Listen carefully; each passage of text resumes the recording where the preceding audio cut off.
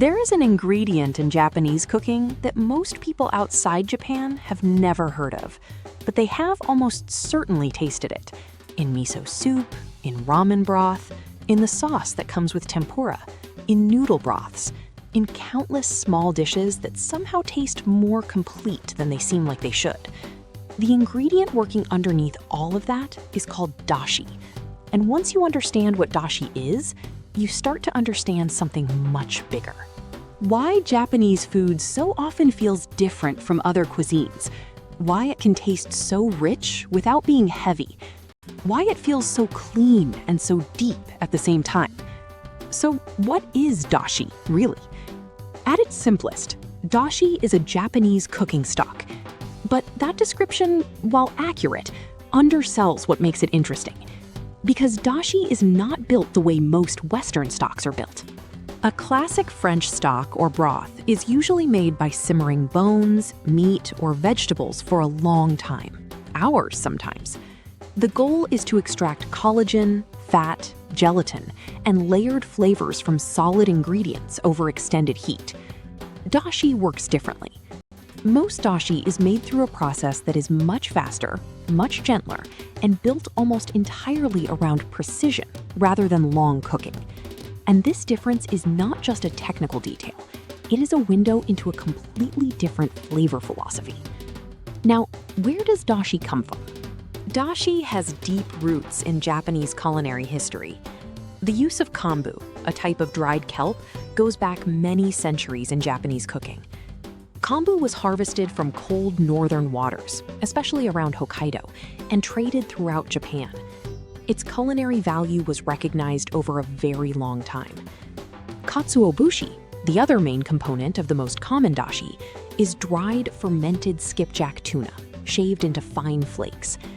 The development of katsuobushi as a preserved ingredient is itself a long story of Japanese food craft, involving careful drying, smoking, and in some cases, fermenting. Combining these two ingredients into a single liquid base became one of the most important foundations of Japanese professional and home cooking. And this combination matters.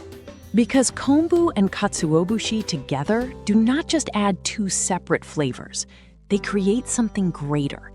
Kombu is high in glutamates. Katsuobushi is high in inosinates. And when glutamates and inosinates meet, they amplify each other's savory quality. This is the scientific explanation for something that cooks already knew through experience. Dashi made from both ingredients tastes richer than either ingredient could produce alone. So how is dashi actually made? The most fundamental version, often called Ichiban dashi, or first dashi, is made like this. Cold water and a piece of dried kombu are combined. The kombu can be soaked for a period of time at room temperature, or the water can be gently warmed. But here is the detail that surprises many people. The kombu is removed before the water boils, or at least before it reaches a hard boil.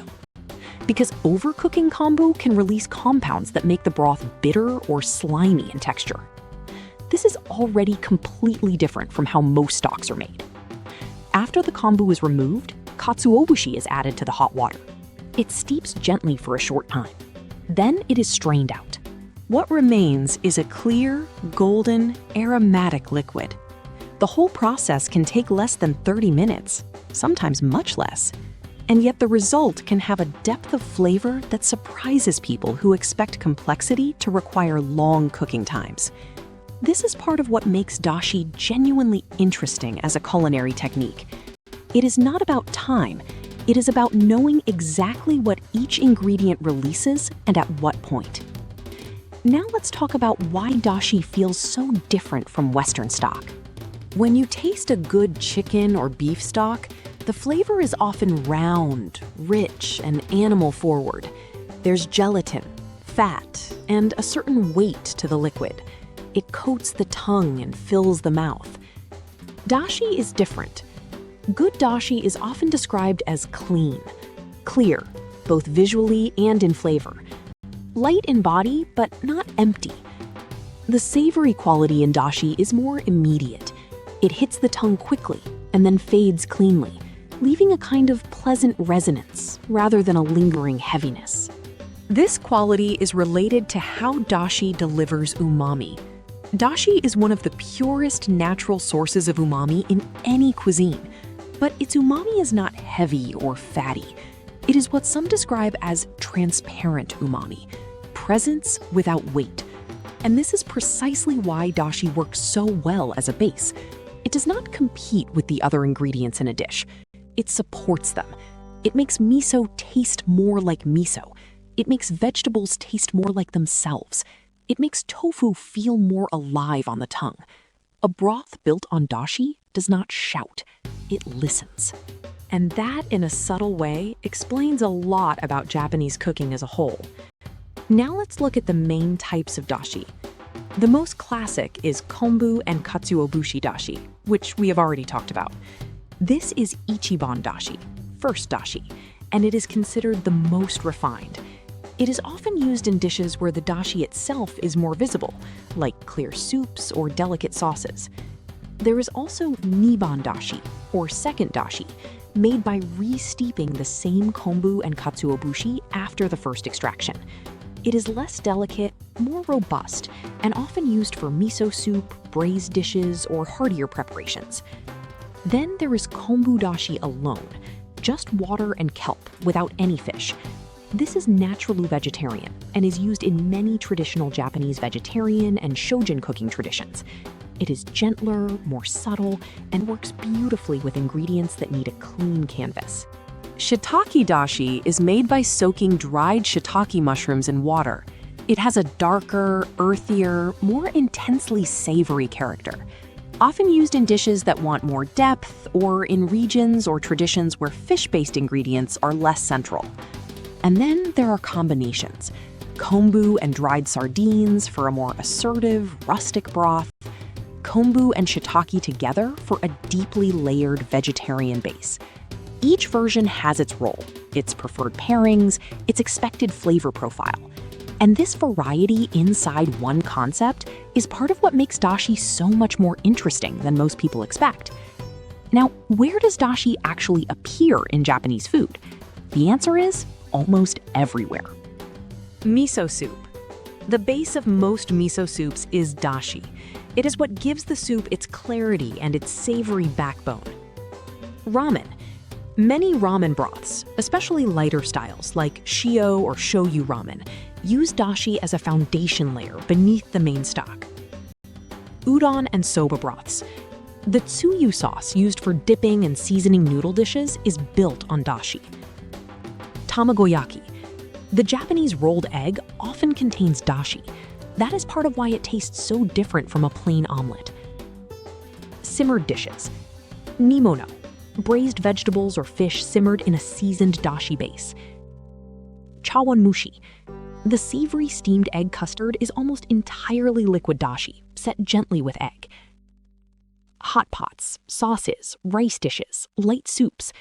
Dashi is present in so many forms that its absence would fundamentally change the character of Japanese cuisine. And this leads to one of the most important points in the whole video. Dashi is often invisible. Most people eating miso soup do not think about the dashi underneath the miso. Most people eating udon do not isolate the dashi in the broth. But it is there, doing its work quietly, holding everything together, making every other ingredient taste more like itself. And this is why dashi matters beyond Japan. Not because it needs to replace Western stocks, but because it offers a completely different flavor logic. The logic of umami through precision, of depth without heaviness, of a base that serves rather than dominates. And that logic can be useful in any kitchen.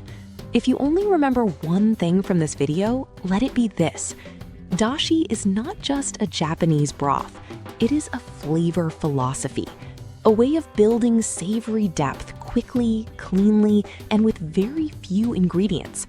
That is why Japanese food so often feels different. Not because it uses complicated techniques, but because it starts with a foundation that most people never see. So now I want to ask you, before this video, had you ever tasted something and thought it had unusual depth or savoriness without quite knowing why? Because the answer may well have been dashi. And if you want to understand the fermented ingredient that works alongside dashi in so many Japanese dishes, watch the video on miso next.